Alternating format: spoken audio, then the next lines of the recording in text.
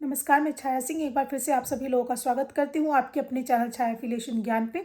जैसा कि आप सभी लोग जानते हैं कि मैं कॉलेज सेक्टर से रिलेटेड जो भी अपडेट होती है, जो भी न्यूज़ होती है, उस टॉपिक को लेके वीडियो को अपडेट करती रहती हूँ। तो आज फिर मैं एक बार आप लोगों के बीच एक इन्फॉर्मेशन वीडियो लेके आई हूँ। ये रिक्वायरमेंट रिलेटेड वीडियो नहीं है, इसमें मैं ये नहीं बताऊँगी कि क्या खोलने के लिए क्या रिक्वायरमेंट है।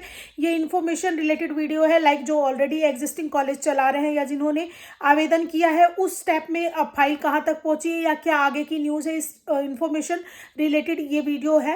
ये उन लोगों के लिए बहुत एप्लीकेबल होगी, उन लोगों के ऊपर एप्लीकेबल ज़्यादा होगी जो ऑलरेडी कॉलेज को चला रहे हैं। तो अगर आपको मेरा चैनल अच्छा लगता है, अगर आपको मेरी वीडियो अच्छी लगती है तो चैनल को लाइक शेयर सब्सक्राइब करना ना भूलें। तो आज का जो वीडियो का टॉपिक है वो पीसीआई से रिलेटेड इन्फॉर्मेशन को लेके है। बहुत सारे ऐसे कॉलेज वाले थे जिन्होंने 2024-25 सत्र के लिए आवेदन किया था, लेकिन किसी रीजन से वो पेमेंट सबमिट नहीं कर पाए थे, या फिर पेमेंट सबमिट हो भी गया था तो वो पोर्टल पे सक्सेसफुली अपडेट नहीं दिखा रहा था। जैसा कि जिन लोगों ने ऑनलाइन माध्यम से पेमेंट किया था डेबिट कार्ड से, क्रेडिट कार्ड से या नेट बैंकिंग से, उनका साथ ही साथ पेमेंट अपडेट हो गया था। लेकिन जिन लोगों ने चालान क्रिएट करके पेमेंट किया था एनईएफटी आरटीजीएस के माध्यम से, उनका पेमेंट लास्ट मोमेंट तक, इवन अभी तक उनका पेमेंट स्टेटस शो नहीं कर रहा है। तो इस कंडीशन में जिन लोगों के साथ ऐसी प्रॉब्लम है वो लोग पीसीआई को मेल करें, अपने नोटिफिकेशन में जाके नोटिफिकेशन टू पीसीआई करें और अपने रजिस्टर्ड ईमेल आईडी से पीसीआई के रजिस्टर्ड ईमेल आईडी पे मेल करें, ताकि उनको उनके प्रॉब्लम का, कॉलेज वालों को अपनी प्रॉब्लम का सोल्यूशन मिल जाए। बस एक चीज़ें आपको करनी है कि जिस डेट में आपने पेमेंट करवाया है उस डेट का बैंक स्टेटमेंट आज तक की डेट का निकाल के पीसीआई को भेजें।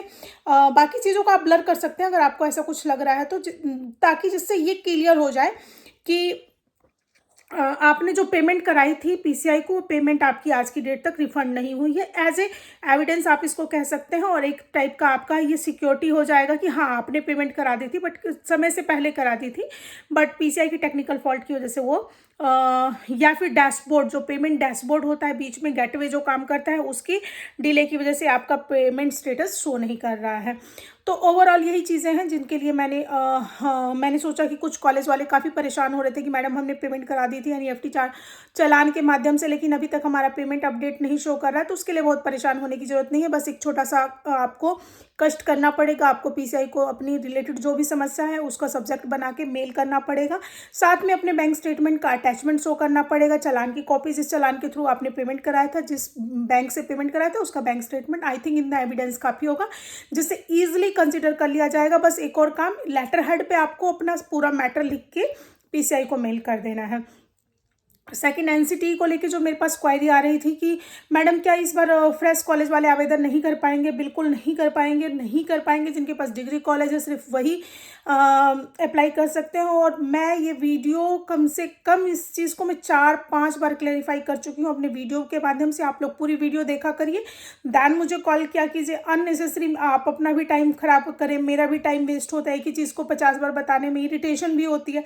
मैंने आप लोगों को बोला कि ये इंटीग्रेटेड प्रोग्राम है। इंटीग्रेटेड का मतलब यही होता है कि जिसके पास बीए बीएससी का डिग्री कॉलेज है सिर्फ वही लोग अप्लाई कर सकते हैं। अब सेकंड क्वेरी इसमें ये आती है कि क्या अभी हम अप्लाई कर दे तो नेक्स्ट ईयर ले पाएंगे क्या आईटेप की मान्यता? तो आप बिल्कुल नहीं ले सकते जब तक डिग्री कॉलेज की परमानेंट एफिलिएशन नहीं हो जाता है। जब और परमानेंट एफिलिएशन होने में किसी भी डिग्री कॉलेज को कम से कम 3 साल का टाइम लगता है, देन उसके बाद ही आप अप्लाई कर पाएंगे। क्योंकि जब पीसीआई का आईटेप का पोर्टल भरा जाता है तो उस टाइम में परमानेंट एफिलिएशन नंबर को मांगा जाता है। आईटीआर, कुछ लोग पूछते हैं मैडम आईटीआर 3 साल का होना चाहिए, ऐसा कोई ज़रूरी नहीं है।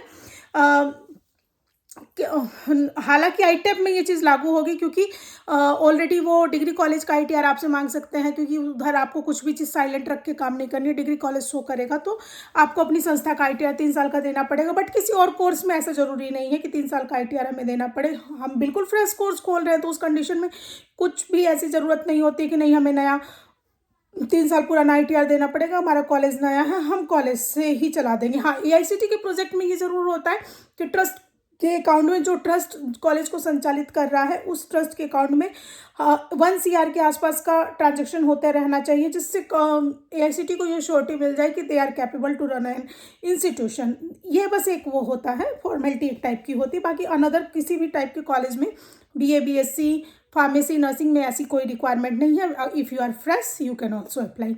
देन उसके बाद क्वेरी आती है क्या नेक एक्रीडेशन होना कंपलसरी है, विदाउट नेक एक्रीडेशन की क्या एनसीटी आईटेप के कोर्स को लॉन्च नहीं होने देगी। तो ऐसा कुछ भी नहीं है, अभी तक कुछ भी नहीं आया है। जिस टाइम में ये गैजेट आया था कि नेक और एनएआरएल रैंकिंग कंपलसरी है, वही जिनके पास नेक और एनएआरएल है वही लोग अप्लाई कर सकते हैं। तो वो जो नोटिफिकेशन आया था आईटेप के लिए वो सिर्फ प्राइवेट यूनिवर्सिटी के लिए आया था या उन लोगों के लिए आया था जो कि नेशनल एनएआरएल में खुद को लिस्टेड करवा चुके हैं।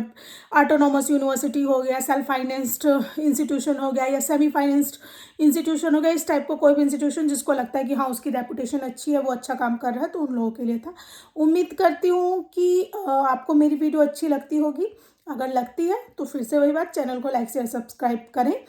और अगर आपको लगता है कि कोई और इन्फॉर्मेशन आपको चाहिए तो मुझे ज़रूर बताएं ताकि मैं उस टॉपिक को क्लियर कर पाऊँ। बाकी फ़िलहाल मेरे पास ये इन्फॉर्मेशन थी कि हो सकता है कि पीसीआई कुछ टाइम के लिए फिर से पोर्टल ओपन करे, तो आप लोग तैयारी करके रख सकते हैं। जिनकी पेमेंट पेंडिंग है वो अपनी पेमेंट का डिडक्शन करवा लीजिए, और जिनका अभी तक पेमेंट स्टेटस नहीं शो कर रहा है, जो चीज़ें मैंने आपको बताई आप उस प्रोसेस को पूरा करिए। लेटर हेड पर अपनी मैटर को लिखिए और जो बैंक स्टेटमेंट है उसका अटैचमेंट कि आपने पीसीआई को with in time period payment कराया है और आपके पास पेमेंट रिफंड नहीं हुई है, इसका एविडेंस कर अटैचमेंट में डाल के मेल कर दीजिए, चीज़ें सॉल्व हो जाएंगी।